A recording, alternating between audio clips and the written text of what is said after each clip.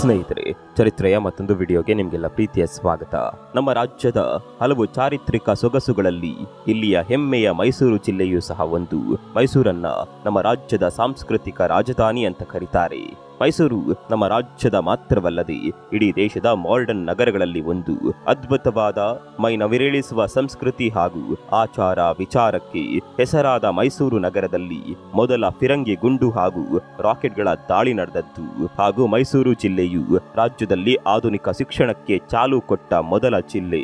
ಮೈಸೂರನ್ನ ಚಂದನ ನಗರಿ ಹಾಗೂ ಗಂಧದ ಗುಡಿ ಎಂದೇ ಕರೆಯಲಾಗುತ್ತದೆ. ಇದು ತನ್ನ ಸಂಸ್ಕೃತಿ ಹಾಗೂ ಇತಿಹಾಸಕ್ಕೆ ಮಾತ್ರವಲ್ಲದೆ ಇಲ್ಲಿಯ ವೈಲ್ಡ್ ಲೈಫ್ಗೂ ಸಹ ಹೆಸರಾದ ಊರು. ಇಂದಿನ ಈ ವಿಡಿಯೋದಲ್ಲಿ ರಾಜ್ಯದ ಹೆಮ್ಮೆಯ ಸ್ಥಳವಾದ ಮೈಸೂರಿನ ಕುರಿತಾದ ಅನೇಕ ರೋಚಕ ಹಾಗೂ ಅದ್ಭುತವೆನಿಸುವಂತಹ ಒಂದಷ್ಟು ಅಪರೂಪದ ಸಂಗತಿಗಳನ್ನ ಆಸಕ್ತಿಕರವಾಗಿ ತಿಳಿಯುತ್ತಾ ಹೋಗೋಣ ಬನ್ನಿ.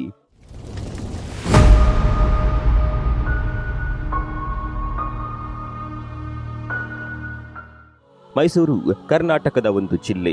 1973ರ ಇಸವಿಗೂ ಮುನ್ನ ಕರ್ನಾಟಕವನ್ನ ಮೈಸೂರು ರಾಜ್ಯವೆಂದೇ ಕರೆಯುತ್ತಿದ್ದರು.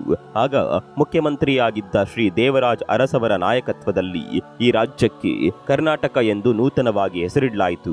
ಈ ಸಂಭ್ರಮದ ಸವಿ ನೆನಪಿಗಾಗಿ ಕನ್ನಡದ ಕವಿಗಳಾದ ಶ್ರೀ ಚೆನ್ನವೀರ ಕಣವಿಯವರು ಮುಂದೆ 1981-82ರ ಗೋಕಾಕ್ ಚಳುವಳಿಯ ಹೋರಾಟದ ಸಂದರ್ಭದಲ್ಲಿ ಹೆಸರಾಯಿತು ಕರ್ನಾಟಕ ಉಸಿರಾಗಲಿ ಕನ್ನಡ ಎಂಬ ಸೊಗಸಾದ ಕನ್ನಡತನ ತುಂಬಿದ ಹಾಡನ್ನ ರಚಿಸಿ ಹಾಡಿದ್ರು. ಕಲೆ ಸಂಸ್ಕೃತಿಗೆ ಹೆಸರಾದ ಮೈಸೂರು ರಾಜ್ಯದ ಮಹತ್ತರವಾದ ಹಾಗೂ ಆಕರ್ಷಕವಾದ ಟೂರಿಸ್ಟ್ ಸ್ಥಳಗಳಲ್ಲಿ ಒಂದು. ಇಲ್ಲಿ ಜನರಿಗೆ ನೋಡಲು ಸುಂದರವಾದ ಗಾರ್ಡನ್ಗಳು, ಕೈತೋಟಗಳು, ಅರಣ್ಯ, ಕೆರೆ, ತೊರೆ, ನದಿ, ಮೃಗಾಲಯ, ಪಕ್ಷಿಧಾಮ, ಲೈಬ್ರರಿ, ದೇವಸ್ಥಾನ, ಗುಡಿಗೋಪುರ, ಚರ್ಚ್, ಅರಮನೆ, ಪಾರ್ಕ್, ಉದ್ಯಾನವನ, ಮ್ಯೂಸಿಯಂ ಹೀಗೆ ವಿವಿಧ ತರಹದ ಸ್ಥಳಗಳು ಕಾಣಸಿಗುತ್ತವೆ. ಮೈಸೂರಿಗೆ ಇಲ್ಲಿಂದ ಸುಮಾರು 500ರಿಂದ 600 ವರ್ಷಗಳ ಸುದೀರ್ಘ ಇತಿಹಾಸ ಇದೆ. ಇಲ್ಲಿ ಪ್ರಸ್ತುತ ಇರುವ ಜನಸಂಖ್ಯೆ ಸುಮಾರು 12,61,000. ಮೈಸೂರು ಜಿಲ್ಲೆಯು ರಾಜ್ಯದ 3ನೇ ಅತಿ ಹೆಚ್ಚು ಜನಸಂಖ್ಯೆ ಇರುವ ಬೃಹತ್ ಜಿಲ್ಲೆ. ಇಲ್ಲಿ ನಡೆಯುವ 10 ದಿನಗಳ ದಸರಾ ಉತ್ಸವವು ರಾಜ್ಯ ಹಾಗೂ ದೇಶದ ಅತ್ಯಂತ ಸಮೃದ್ಧ ಹಾಗೂ ವೈಭವೋಪೇತವಾದ ಹಬ್ಬ. ಇದನ್ನ ಕಣ್ತುಂಬಿಕೊಳ್ಳಲು ವಿಶ್ವದ ಹಲವು ಮೂಲೆಗಳಿಂದ ಸಾವಿರಾರು ಜನ ಯಾತ್ರಿಕರು ಬರುತ್ತಾರೆ. ದಸರೆಯ ಸಮಯದಲ್ಲಿ ಮೈಸೂರು ಜನರಿಂದ ಗಿಜಿಗುಡುತ್ತಿರುತ್ತದೆ. ಮೈಸೂರು ಈ ಹೆಸರಿನ ಹಿನ್ನೆಲೆ ತಿಳಿಯೋದಾದರೆ ಇದು ಈ ಹಿಂದೆ ಅನೇಕ ವರ್ಷಗಳ ಹಿಂದೆ ಇಲ್ಲಿ ಜೀವಿಸಿದ್ದ ಮಹಿಷಾಸುರನ ಹೆಸರಿನಿಂದಲೇ ಬಂದಿದೆ ಎನ್ನಲಾಗುತ್ತದೆ. ಇದರ ಮೂಲ ಹೆಸರು ಮಹಿಷೂರು ಅಥವಾ ಮಹಿಷಾಸುರನ ಊರು ಎಂದು. ಇದೇ ಕಾಲಕ್ರಮೇಣ ಮೈಸೂರು ಆಯಿತೆಂದು ಇಲ್ಲಿಯ ಜನಪದಗಳು ಹೇಳುತ್ತವೆ. ಈಗಲೂ ಸಹ ಇಲ್ಲಿರುವ ಸೋಲಿಗ ಮುಂತಾದ ಬುಡಕಟ್ಟಿನ ನಿವಾಸಿಗಳು ಮಹಿಷಾಸುರನನ್ನೇ ತಮ್ಮ ನಾಯಕ, ರಾಜ ಹಾಗೂ ಮೂಲ ಪುರುಷ ಎಂದು ತಾವು ಆತನ ವಂಶಜರೇ ಎಂದು ಹೇಳಿಕೊಳ್ಳುತ್ತಾರೆ. ಈತನ ಉಪಟಳ ಅತಿಯಾದಾಗ ದೇವಾದಿ ದೇವತೆಗಳೆಲ್ಲ ಕಂಗಾಲಾಗಿ ಶ್ರೀ ವಿಷ್ಣುವಿನ ಮೊರೆ ಹೋದಾಗ ಆತ ಇವರನ್ನ ಜಗಜ್ಜನನಿಯಾದ ಪಾರ್ವತಿ ದೇವಿಯ ಬಳಿಗೆ ಕಳಿಸುತ್ತಾನೆ. ದೇವತೆಗಳ ಸಂಕಷ್ಟ ಆಲಿಸಿದ ಈಕೆ ಚಾಮುಂಡಿಯಾಗಿ ಅವತಾರ ತಳೆದು ಮಹಿಷಾಸುರನನ್ನ ಇಲ್ಲಿ ಸಂಹಾರ ಮಾಡುತ್ತಾಳೆ. ಆ ಬಳಿಕ ಈಕೆಯ ಸನ್ನಿಧಾನವಾಗಿ ಚಾಮುಂಡಿ ಬೆಟ್ಟ ರೂಪುಗೊಳ್ಳುತ್ತೆಂದು ಪುರಾಣದ ಪ್ರತೀತಿಗಳು ಸಾರುತ್ತವೆ.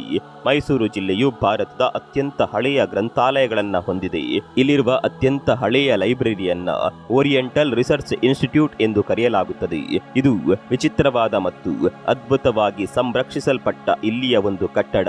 ಈ ಗ್ರಂಥಾಲಯವು ಸುಮಾರು 50,000 ತಾಳೆ ಎಲೆ ಹಸ್ತಪ್ರತಿಗಳ ಸಂಗ್ರಹವನ್ನ ಹೊಂದಿದೆ. ಇಲ್ಲಿ ದಕ್ಷಿಣ ಭಾರತದಾದ್ಯಂತ ಸಂಬಂಧಿಸಿದ ಹಲವು ವೈಯಕ್ತಿಕ ಸಂಗ್ರಹಗಳನ್ನ ಸಂರಕ್ಷಿಸಿ ಇಡಲಾಗಿದೆ. ಈ ಮೊದಲೇ ಹೇಳಿದ ಹಾಗೆ ಪ್ರಸ್ತುತ ಕರ್ನಾಟಕವನ್ನ 1973ರವರೆಗೆ ಮೈಸೂರು ಎಂದು ಕರೆಯಲಾಗ್ತಾ ಇತ್ತು. ಬೆಂಗಳೂರಿನ ನಂತರ ಮೈಸೂರು ಜಿಲ್ಲೆಯು ಕರ್ನಾಟಕದಲ್ಲಿ 2ನೇ ಅತಿದೊಡ್ಡ ಸಾಫ್ಟ್ವೇರ್ ರಫ್ತುದಾರ. ಪ್ರಮುಖ ಸಾಫ್ಟ್ವೇರ್ ಕಂಪನಿಗಳಾದ ಇನ್ಫೋಸಿಸ್ ಮತ್ತು ವಿಪ್ರೋ ತನ್ನ ಪ್ರಮುಖ ತಾಂತ್ರಿಕ ತರಬೇತಿ ಕೇಂದ್ರಗಳನ್ನ ಇಲ್ಲಿ ಸ್ಥಾಪಿಸಿವೆ. ಮೈಸೂರು ಸ್ಕೈವೀಲ್ ಹೊಂದಿರುವ ಮೊದಲ ಭಾರತೀಯ ನಗರವೆನಿಸಿಕೊಂಡಿದೆ. ಸ್ಕೈವೀಲ್ ನಗರದ ಪ್ರವಾಸಿಗಳಿಗೆ 20 ಕಿಲೋಮೀಟರ್ ವ್ಯಾಪ್ತಿಯೊಳಗೆ ವಿಹಂಗಮ ನೋಟವನ್ನ ನೀಡುತ್ತದೆ. 1833ರಲ್ಲಿ ಉಚಿತ ಇಂಗ್ಲಿಷ್ ಶಾಲೆಯನ್ನ ಸ್ಥಾಪಿಸಿದ ಪರಿಗಣಿಸಿದಾಗ ಆಧುನಿಕ ಶಿಕ್ಷಣವು ಮೈಸೂರಿನಲ್ಲಿ ಪ್ರಾರಂಭವಾಯಿತು. ಉನ್ನತ ಶಿಕ್ಷಣಕ್ಕಾಗಿ ಇಲ್ಲಿ ಸ್ಥಾಪನೆಯಾದ ಮೊದಲ ಕಾಲೇಜು 1864ರಲ್ಲಿ ಸ್ಥಾಪನೆಯಾದ ಮಹಾರಾಜಾಸ್ ಕಾಲೇಜು. ಮೈಸೂರು ವಿಶ್ವವಿದ್ಯಾನಿಲಯ ಮತ್ತು ಮೈಸೂರು ವೈದ್ಯಕೀಯ ಕಾಲೇಜುಗಳು ಕ್ರಮವಾಗಿ 1916 ಮತ್ತು 1924ರಲ್ಲಿ ಸ್ಥಾಪಿಸಲಾದ ಕರ್ನಾಟಕದ ಮೊದಲ ವಿಶ್ವವಿದ್ಯಾಲಯ ಮತ್ತು ವೈದ್ಯಕೀಯ ಕಾಲೇಜುಗಳಾಗಿದೆ. 1881ರಲ್ಲಿ ಬಾಲಕಿಯರಿಗಾಗಿಯೇ ಒಂದು ಪ್ರೌಢಶಾಲೆಯನ್ನ ಸ್ಥಾಪಿಸಲಾಯಿತು ಮತ್ತು ನಂತರ ಅದನ್ನ ಮಹಾರಾಣಿ ಮಹಿಳಾ ಕಾಲೇಜಾಗಿ ಪರಿವರ್ತಿಸಲಾಯಿತು ಕೂಡ.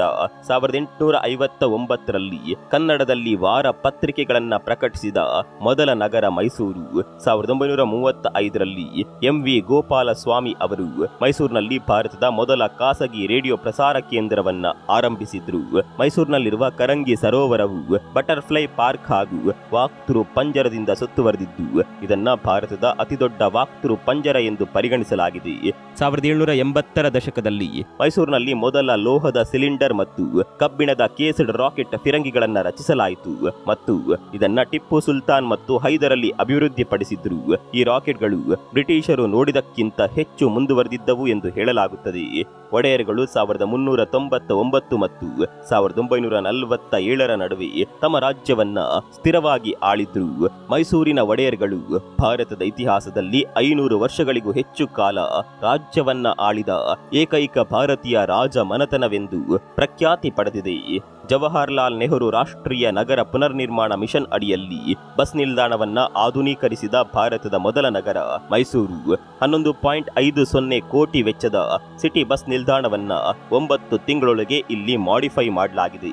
ನಗರದ ಆಡಳಿತಾಧಿಕಾರಿಗಳು ಮೈಸೂರು ಅರಮನೆ ಸೇರಿದಂತೆ ನಗರದ ಪಾಕೆಟ್ಗಳಿಗೆ ಭೂಗತ ಒಳಚರಂಡಿ ವ್ಯವಸ್ಥೆಯನ್ನ ಜಾರಿಗೆ ತಂದ್ರು. ಅಂಡರ್ ಗ್ರೌಂಡ್ ಒಳಚರಂಡಿ ವ್ಯವಸ್ಥೆಯನ್ನ ಹೊಂದಿದ ಮೊದಲ ನಗರ ಮೈಸೂರು. ಕೆಎಸ್ಆರ್ಟಿಸಿಯ ಹೊಸ ಉಪಕ್ರಮವು ಸಾರ್ವಜನಿಕ ಸಾರಿಗೆಗಾಗಿ ಬುದ್ಧಿವಂತ ಸಾರಿಗೆ ವ್ಯವಸ್ಥೆಯನ್ನ ಹೊಂದಿರುವ ದೇಶದ ಮೊದಲ ನಗರವಾಗಿ ಮೈಸೂರು ಹೆಸರಾಗಿದೆ. ಮೈಸೂರು ಮೃಗಾಲಯವು ಭಾರತದ ಅತ್ಯಂತ ಹಳೆಯ ಮೃಗಾಲಯವಾಗಿದೆ. ಈ ಮೃಗಾಲಯದಲ್ಲಿ 168 ಜಾತಿಯ ಪ್ರಾಣಿಗಳಿದೆ.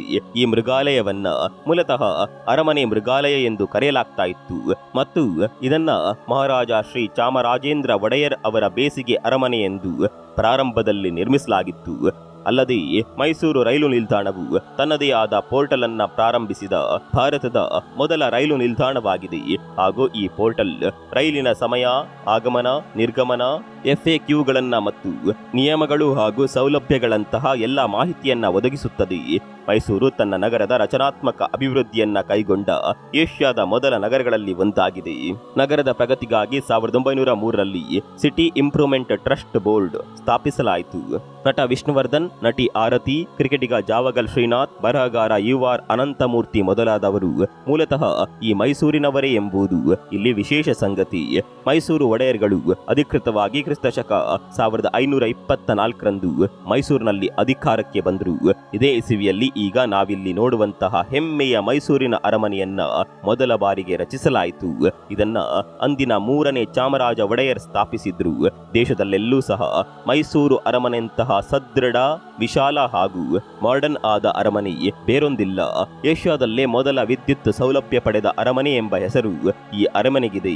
ಇಲ್ಲಿ ಚಾರಿತ್ರಾರ್ಹವಾದ 4 ಆಂಗ್ಲೋ ಮೈಸೂರು ಮಹಾಯುದ್ಧಗಳು ನಡೆದಿದೆ.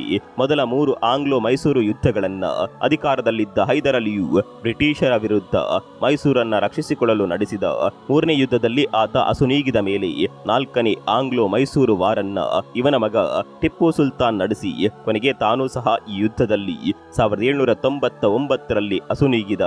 ಮೈಸೂರಿನ ಮಸಾಲ ದೋಸೆ, ಮೈಸೂರಿನ ವೀಳ್ಯದೆಲೆ, ಮೈಸೂರು ಪಾಕ್, ಮೈಸೂರಿನ ಸ್ಯಾಂಡಲ್ ಸೋಪ್, ಮೈಸೂರು ಮಲ್ಲಿಗೆ ಹೀಗೆ ಇದರ ವಿವಿಧ ತರಹದ ಬ್ರ್ಯಾಂಡ್ಗಳು ದೇಶದಾದ್ಯಂತ ಹೆಸರುವಾಸಿ.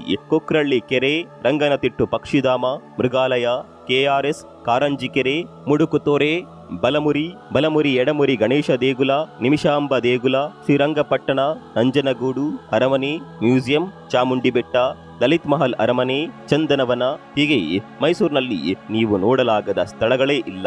ಧಾರ್ಮಿಕ, ಐತಿಹಾಸಿಕ, ಪೌರಾಣಿಕ, ಸಾಂಸ್ಕೃತಿಕ ಹೀಗೆ ವೈವಿಧ್ಯಮಯವಾದ ಸಾಂಕೇತಿಕತೆಗಳನ್ನ ಮೈಸೂರು ತನ್ನ ಒಡಲಲ್ಲಿ ಇರಿಸಿಕೊಂಡಿದೆ. ಇಲ್ಲಿಯ ಪ್ರಕೃತಿ ಸೌಂದರ್ಯ, ಬೆಟ್ಟ, ಗುಡ್ಡ, ಕಾಡು, ಮೇಡು, ಶಿಖರ ಶ್ರೇಣಿ, ಪಕ್ಷಿಧಾಮ, ಹಸಿರು, ನದಿ, ಹಳ್ಳ ಮುಂತಾದವುಗಳೆಲ್ಲ ನೋಡಲು ಕಣ್ಣಿಗೆ ಹಬ್ಬ. ಮೈಸೂರಿನ ಮಲೆಗಳಲ್ಲಿ ಜಂಗಲ್ ಸಫಾರಿ ಹೊರಟ್ರೆ ಅದರ ಮಜಾ ಅನುಭವಿಸಿದವರಿಗೆ ಮಾತ್ರ ಗೊತ್ತು. Sir M V. Visvesvaraya, sir Mirza Ismail, Dewan Purnaiah ಮುಂತಾದ ಮಹಾನ್ ಮೇಧಾವಿಗಳನ್ನ ನಮಗೆ ಕೊಟ್ಟಂತಹ ಜಿಲ್ಲೆ ಮೈಸೂರು. ಮೈಸೂರಿನ ಬಗ್ಗೆ ಎಷ್ಟು ಹೇಳಿದ್ರೂ ಸಹ ಕಡಿಮೆಯೇ. ಪ್ರತಿ ವರ್ಷ ಇಲ್ಲಿ ನಡೆಯುವ ನಾಡ ಹಬ್ಬವಾದ ದಸರೆಯ ವೈಭವ ಮರುಕಳಿಸುತ್ತಲೇ ಇರುತ್ತದೆ. ಮೈಸೂರಿನ ಭವ್ಯ ಐತಿಹ್ಯವನ್ನ ಅದು ಸದಾ ನೆನಪಿಗೆ ತರುತ್ತಲೇ ಇರುತ್ತದೆ. ಇಂತಹ ಒಂದು ಹೆಮ್ಮೆಯ ಜಿಲ್ಲೆ ನಮ್ಮ ರಾಜ್ಯದಲ್ಲಿರೋದು ಕನ್ನಡಿಗರಾಗಿ ನಾವೆಲ್ಲ ಗರ್ವಿಸಬೇಕಾದ ಸಂಗತಿ. ಇನ್ನು ಮೈಸೂರಿನ ಬಗ್ಗೆ ನಿಮಗೆ ಏನೇನಿಷ್ಟ ಎಂಬುದನ್ನ ಪಟ್ಟಿ ಮಾಡಿ ಕಾಮೆಂಟ್ ಮಾಡಿ.